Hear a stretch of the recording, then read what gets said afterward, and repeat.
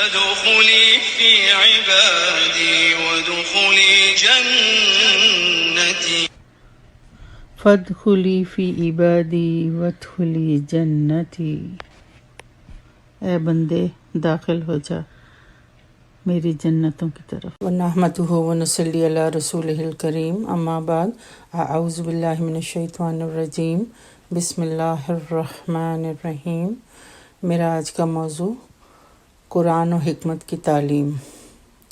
لَقَدْ مَنَّ اللَّهُ عَلَى الْمُؤْمِنِينَ إِذْ بَعَثَ فِيهِمْ رَسُولًا مِّنْ أَنفُسِهِمْ يَتْلُو عَلَيْهِمْ آيَاتِهِ وَيُزَكِّيهِمْ وَيُعَلِّمُهُمُ الْكِتَابَ وَالْحِكْمَةَ وَإِنْ كَانُوا مِنْ قَبْلُ لَفِي ضَلَالٍ مُبِينٍ۔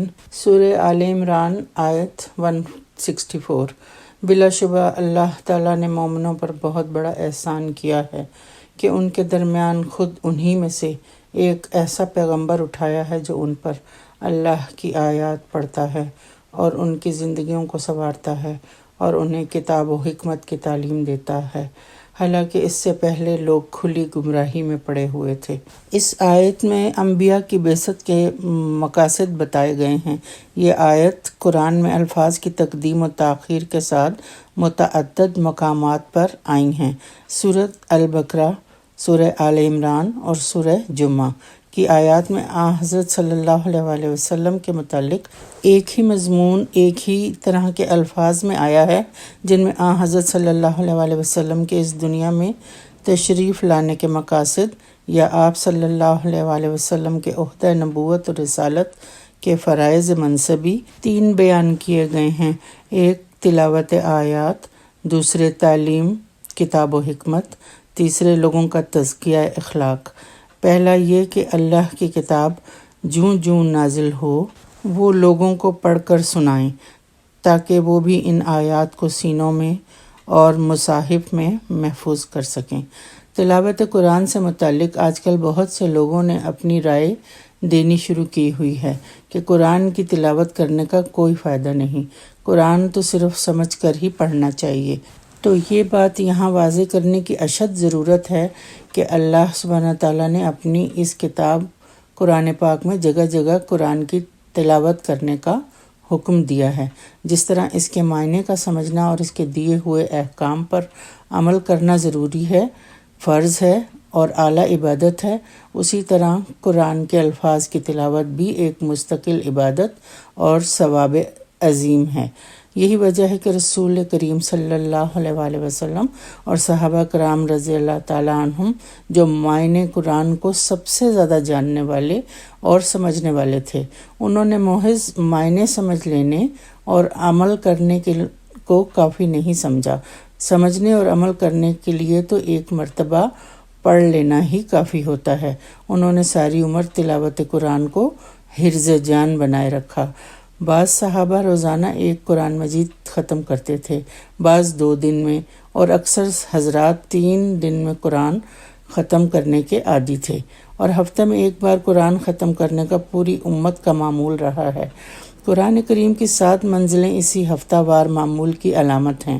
رسول اللہ صلی اللہ علیہ وسلم اور صحابہ کرام رضی اللہ تعالیٰ عنہم کا یہ عمل بتا رہا ہے کہ جس طرح قرآن کے معنی کا سمجھنا اور عمل کرنا اصلی عبادت ہے، بالکل اسی طرح اس کے الفاظ کی تلاوت بھی ایک اعلیٰ عبادت ہے اور انوار و برکات کا موجب ہے اور سعادت اور نجات کا سرمایہ ہے۔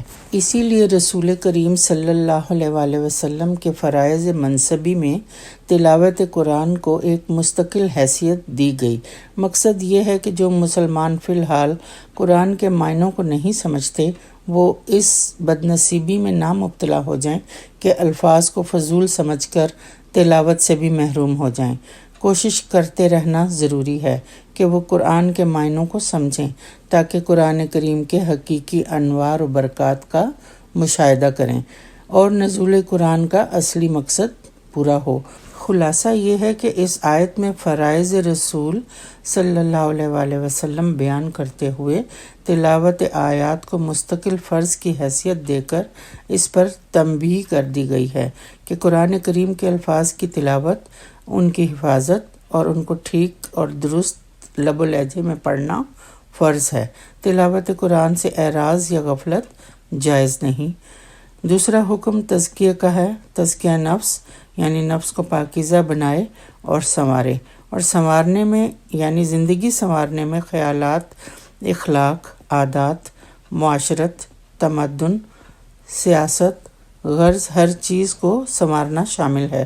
اس سے یہ ثابت ہوتا ہے کہ صحابہ کرام کی تربیت کرنا بھی آپ صلی اللہ علیہ وآلہ وسلم کی ذمہ داری تھی، جس کی ایک مثال کچھ یوں ہے کہ ایک دفعہ سیدنا ابو ذر غفاری رضی اللہ تعالیٰ عنہ، جو سابقین اور اولین میں سے تھے، اور آپ صلی اللہ علیہ وآلہ وسلم کو ان سے پیار بھی بہت تھا، انہوں نے سیدنا بلال رضی اللہ تعالیٰ عنہ کو یہ کہا تھا، اے کالی ماں کے بیٹے۔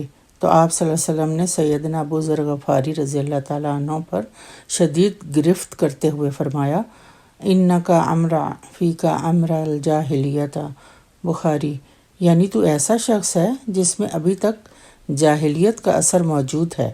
یہ تھا آپ صلی اللہ علیہ وسلم کا انداز تربیت، اور یہی یزکیہم کا مفہوم ہے۔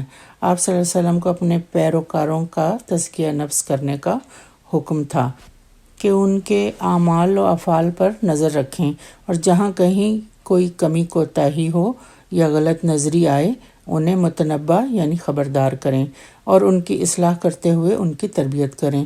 تیسرا حکم حکمت سکھانے کا ہے۔ حکمت کیا ہوتی ہے؟ حکمت کے معنی سمجھ اور دانائی ہے۔ پھر اس میں وہ طور طریقے بھی شامل ہو جاتے ہیں جو کسی کام کو عملی طور پر سر انجام دینے کے لیے ضروری ہوں۔ حکمت بھی دو طرح کی ہوتی ہے، ایک حکمت علمی اور دوسری قسم کو حکمت عملی کہتے ہیں۔ قرآن میں جہاں بھی کتاب کے ساتھ حکمت کا لفظ آیا ہے تو اس سے مراد سنت رسول صلی اللہ علیہ وآلہ وسلم ہے، اور اس کی تائید اس حدیث سے بھی ہوتی ہے کہ آپ صلی اللہ علیہ وآلہ وسلم نے فرمایا، میرے بعد کوئی شخص غرور سے یہ نہ کہے کہ میں اللہ کی کتاب میں یہ حکم نہیں پاتا۔ خوب سن لو، مجھے یہ کتاب یعنی قرآن بھی دیا گیا ہے، اور اس کی مثل اتنا کچھ اور بھی۔ ترمذی اور ابو داؤد نیز قرآن کریم کی یہ آیت وَمَا أَتَاكُمُ الرَّسُولُ فَخُذُوهُ وَمَا نَهَاكُمْ عَنْهُ فَانْتَهُوا، اور جو کچھ تمہیں رسول دے لے لو، اور جس سے روکے رک جاؤ، اور اللہ سے ڈرتے رہا کرو، یقیناً اللہ سخت عذاب دینے والا ہے۔ سورہ الحشر کی آیت 7 سنت رسول کی اتباع کو واجب قرار دیتی ہے، جس کا نتیجہ یہ نکلتا ہے کہ جو شخص سنت رسول کا منکر ہے وہ حقیقتاً قرآن کریم کا بھی منکر ہے۔ ہمارے رسول صلی اللہ علیہ وآلہ وسلم کو جیسے زمرہ انبیاء علیہم السلام میں امامت و سیادت کا منصب حاصل ہے، انسان کو صحیح انسان بنانے میں بھی آپ صلی اللہ علیہ وسلم کی شان تمام انبیاء علیہم السلام سے بہت ممتاز ہے۔ آپ صلی اللہ علیہ وسلم نے اپنی مکی زندگی میں صرف یہی کام یعنی افراد سازی کا انجام دیا، اور انسانوں کا ایسا معاشرہ تیار کر دیا جس کا مقام فرشتوں کی صفوں سے آگے ہے، اور زمین و آسمان نے اس سے پہلے ایسے انسان نہیں دیکھے۔ ان میں سے ایک رسول اللہ صلی اللہ علیہ وآلہ وسلم کا زندہ معجزہ نظر آتا ہے۔ بعد میں آنے والوں کے لیے بھی آپ صلی اللہ علیہ وآلہ وسلم نے جو تعلیمات اور رسم و رواج کے طریقے چھوڑے ہیں، اس پر پورا عمل کرنے والے بھی اسی مقام کو پا سکتے ہیں جو صحابہ کرام نے پایا ہے۔ یہ تعلیمات سارے عالم کے لیے ہیں، اس لیے آپ صلی اللہ علیہ وسلم کا وجود مبارک پورے عالم انسان کے لیے احسان عظیم ہے، گو اس سے پورا نفع مومنین ہی نے اٹھایا ہے۔ رسول کریم صلی اللہ علیہ وآلہ وسلم کے دنیا سے تشریف لے جانے سے پہلے تلاوت آیات کا یہ درجہ ہو گیا تھا کہ پورے جزیرہ عرب میں قرآن پڑھا جا رہا تھا، ہزاروں اس کے حافظ تھے، سینکڑوں ایسے حضرات تھے جو روزانہ یا تیسرے روز قرآن ختم کیا کرتے تھے۔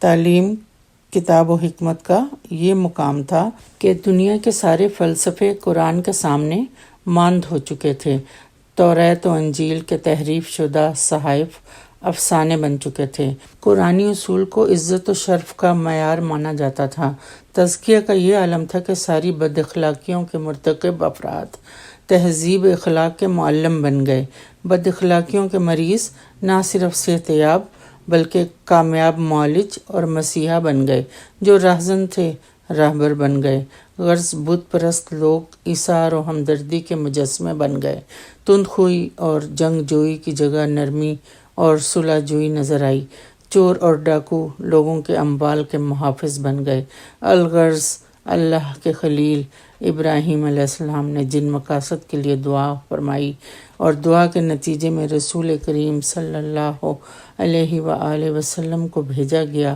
کہ ان مقاصد کی تکمیل کریں، وہ تینوں مقاصد آپ صلی اللہ علیہ وآلہ وسلم کے عہد مبارک ہی میں نمایاں طور پر کامیاب ہوئے۔ پھر آپ صلی اللہ علیہ وآلہ وسلم کے بعد آپ کے صحابہ کرام نے تو ان کو مشرق سے مغرب اور جنوب سے شمال تک ساری دنیا میں عام کر دیا۔ فصلی اللہ علیہ وعلی آلہ وصحابہ اجمعین وسلم تسلیما کثیرا۔ آخر میں دعا ہے کہ وہ ہمارا شمار بھی ان مومنین میں کر دے جن کا ذکر قرآن کی اس آیت میں آیا ہے۔ ہم بھی قرآن کی تلاوت کرنے والے، سمجھ کر پڑھنے والے بن جائیں اور باعمل انسان بنیں، تاکہ روز محشر اپنے نبی صلی اللہ علیہ وآلہ وسلم کے سامنے شرمندہ نہ ہوں، قرآن کی تعلیم حاصل کر کے اپنے نبی کی شان کو اور بلند کر سکیں۔ آمین ثم آمین۔ وآخر دعوانا ان الحمد للہ رب العالمین۔